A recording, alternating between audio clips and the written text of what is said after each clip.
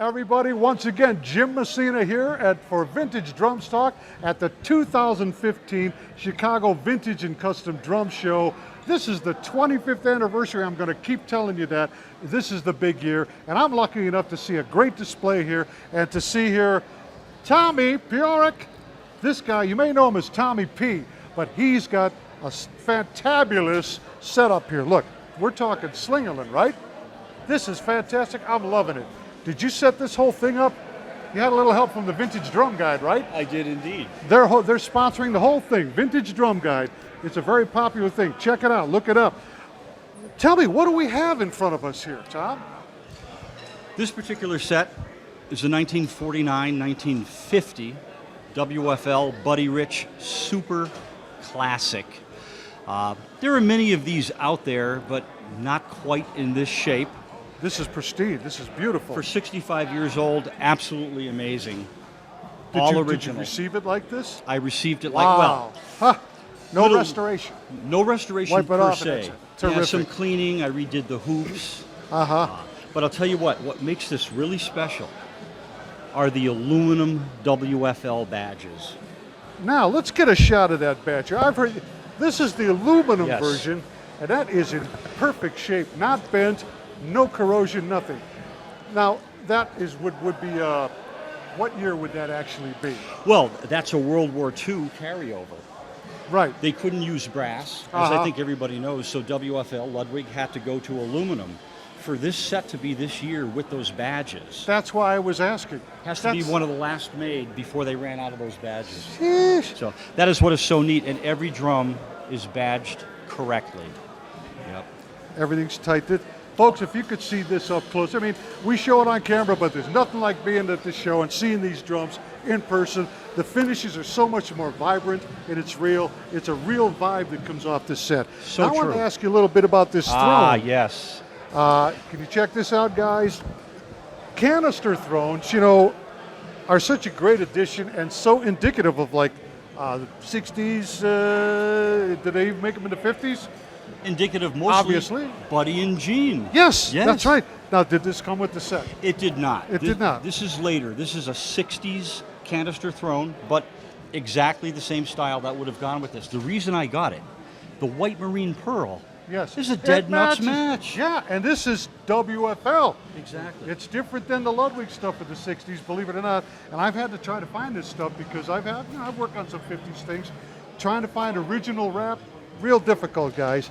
But this is a fabulous Buddy Rich set. Now let's look at the rest of this display. This is really cool. Tom, why don't you, let's start over here. Let's just take it from the beginning. What do we got going on here? The collection starts, as you can see, with the 1950 WFL 3x13 Buddy Rich Bebop. Fantastic. Look at the shape of this.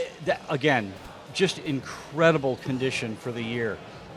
What's interesting about this drum, Buddy requested this drum be built by Ludwig. This is what he wanted. Well, not really, because he only played it for God knows how many months and tossed it. But that being said, that's why this is such an important piece, and that's where the collection starts, for me. Yeah. Our strainer here, what do we have?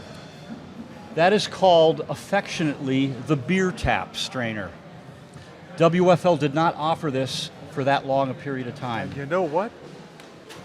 Guys, I got to tell you, I've seen a lot of stuff, you know, and you guys see that I run into a lot of vintage stuff, but here's something, you learn something new every day. I'm used to the different versions of what we call the baseball bat strainer, but The beer Tommy, tap. you're educating me. Thank you. I'm going to look for that. That is so cool. What's next? This is super, super common. This was Buddy's main snare drum. All through his WFL endorsement, 5.5 by 14, Buddy Rich Super Classic. Interestingly, Ludwig built this specifically for him. One other thing I'd like to add, if I may, to be a Buddy Rich, it has to be chrome, not nickel. Aha! And it has to have, you can't see it, but the P88 butt. Yes. Now there's another thing I didn't know, because I've seen many nickel-plated stuff that people are calling Buddy Rich Classics. Well, you know what? semantics maybe, it is the same drum. Yes. But it's not the model he played. Well, you know, and that's the thing with vintage collecting. When you're really into it, all this minutia matters. To us, I call us vintage drum nerds. Okay, I'll admit it. I'm a vintage drum nerd, but I'm an enthusiast also. It's a nicer name. And for I it. like this guy. So there's another thing I didn't know. I'm learning. This is great. What do we got next? Ah, the Rogers here. Okay. Everybody knows this one, the Rogers Dynasonic.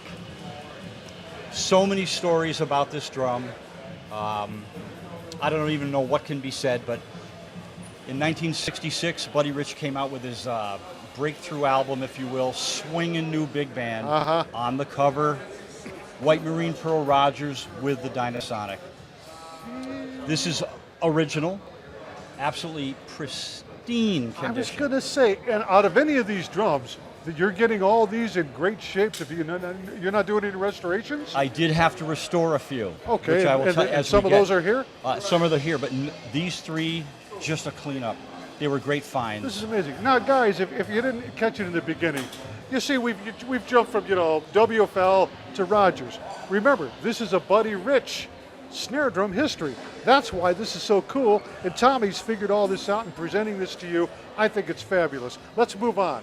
Okay. Ah, look at this, guys. Huh? This gets interesting. A Trixon. Jeez. Great.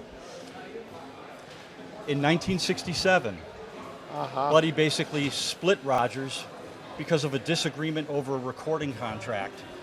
He was looking for a drum company, unbelievable, Trixon Vox, comes forward, play our drums. And he. Well, he did, and there was a reason he did. What? They anteed up some cash. Sheesh. It's probably the only reason, I don't want to knock Trixon, but it's the only reason Buddy Rich would have played these. I agree. Now, if you've seen Trixon, they're noted for some pretty wacky, conical drums. What's the set that looks like it's melting? Spitfire, whatever. They're just really strange. Look them up. True. And it is very odd that Buddy Rich would have played this, but you heard the story. Simple cash speaks, money talks, and you know what walks. So that's pretty cool. I will say he only stayed with Trixon for 6 months. But in that time, he played 2 different models. Oh, okay, what do we have here? Trixon built this for Buddy. It's called the Buddy Rich Metal Concert. And there you have it. Same 5x14. All this is original? All original. What's the year on this? 67. Huh. I'm surprised to see this, something from 67. Well, I have to be honest with you. Let's back up here. You asked Okay. about restoration. Yeah. This had to be restored. It took 2 snare drums to put together the one, for the very reason you're pointing out. The plastic cracks, that's what I was going to brittle. say. Yeah. Yeah, exactly. That's pretty interesting. His Trixon era. His 6 Trixon months. era. Very short-lived. Yes. Moving on. For me, this is the crowning piece of the collection. Obviously, it's a 5 snare drum, but it's an early one. It's a 66, 67. That's how early Buddy played 5s. That's unusual because my understanding is, I didn't pay any attention until maybe the 70s. Exactly. This design, but to have Buddy Rich playing that back then is. He was just knocked out with the fiberglass. Absolutely Is that what it knocked is? out. As a matter of fact, I have to mention, going back to his Rogers endorsement, he was caught playing a fiberglass snare drum by Rogers. They asked him to please stop. He did. He respected Rogers. He liked Joe Thompson. He liked Ben Strauss. He stopped. But after Trixon, right back to full Rogers. He played a full set in 67. Of 5s. This one's interesting because it's a prototype. It's 8 lugs, prototype throw, prototype butt. Where'd you get this? That was a hard find. I mean, when you start talking prototypes to me, then I have to say, where'd you get that? I'm going to be honest and tell everybody where I got it. Okay, look in the camera and tell them. I found the drum. It was a mere shell on eBay. It did not look like this. What it did have was the proper hardware. Nobody picked up on it. This prototype. Yes, they probably looked at this and went, what the heck is that? That's not a 5s throw. I couldn't buy it quick enough. Anyway, this was a restoration. So now, before Here you you found have the show, did you know about the prototype? Oh, absolutely. I searched for this drum Oh. for 10 years. Yeah. How long have you had this? When did you find it? Maybe 5 years ago, tops. That's great. Yeah. Great story. I really love that. That's something I want to Absolutely look true. up now. Is there any advertising that you've seen of Buddy playing full set of fives? He never advertised for fives.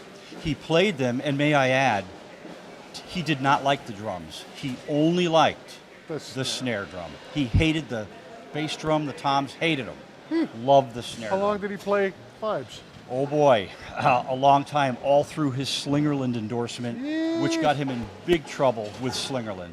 Huh. Yeah, which we'll get into, if you like. Here we go. Yeah. Moving on. Yeah. His Slingerland era, these are the drums most everybody associates Buddy with. Wouldn't you agree? Slingerland. I would say yes. Seriously. Yes. 'Cause he was very prominent in the public eye in the 70s. This is the very first drum he played with Slingerland. It was the artist model. It was not named a Buddy Rich per se. Once he came aboard, they renamed it the Buddy Rich Artist. All right, now for you guys, you notice we're in the black and brass era, where does that bring us? 68. Okay. Just to show you how this is progressing time-wise. Exactly. We're about 68 here with the black and brass Exactly badge. right. All right. This is, everybody loves these. Everybody knows the snare drum. Everybody loves it. You're absolutely right. Yep. This is a very, very first run production.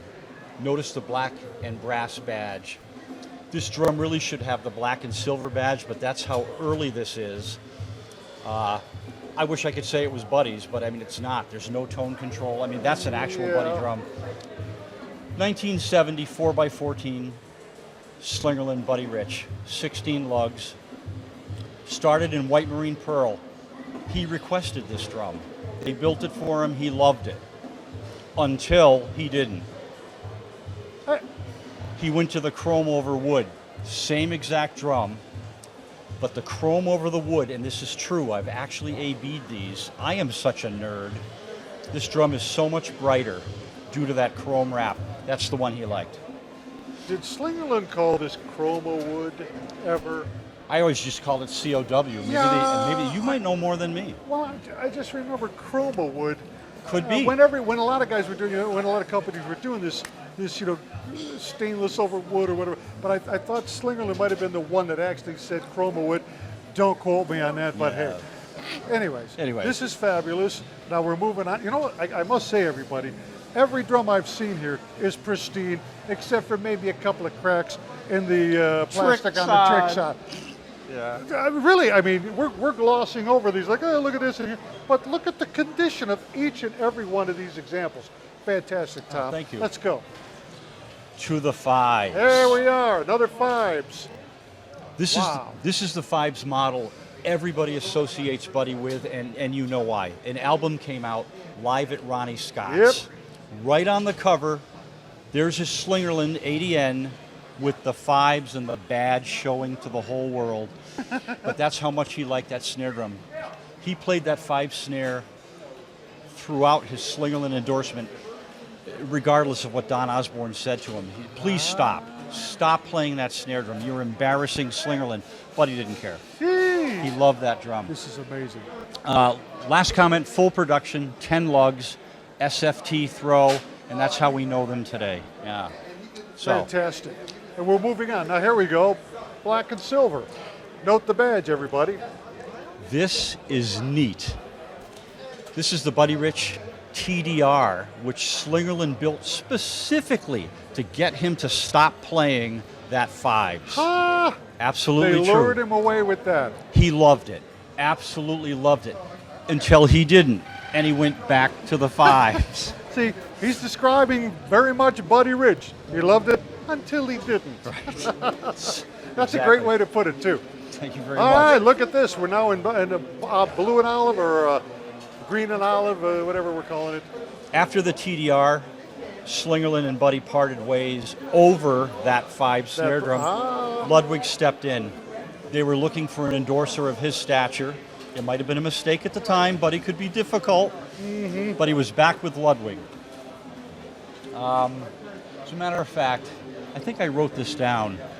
Yes, this was his third Ludwig endorsement, 3 times. 3 different times. Yeah. Jeez. He started with the 400, everybody knows it, Superphonic 400. Uh-huh. Didn't last very long. Off to the Super Sensitive, same year. That's the drum he settled on. Terrific. If you watch a lot of Buddy videos, there's tons of them. Yeah. You'll always see the Super Sensitive, more so than the Superphonic. And there you have that. These are looking really pretty contemporary to me. What's the story here? Well, the collection ends in 1982 with the hammered bronze. Ludwig came out with this shell, and if you've ever played one, you would know. The drum just kills. Buddy loved it, he grabbed it, and from 82 till he went with his restored Slingerlands in 83, these are the drums he played. Primarily the Super Sensitive. I see. But hammered bronze, nothing like it. Yeah. I must say, Tom, you have been meticulous in presenting this whole timeline, history of Buddy Rich snare drums. Guys, watch out for Tom. Yeah. This whole thing was brought to you by the Vintage Drum Guide. Tommy Piorek, it's such a pleasure to meet you, sir. Thank you. You should be commended. Be proud of this collection. Thank you very much. This is fantastic. Look them up, guys. This is terrific. We'll be back. Hey!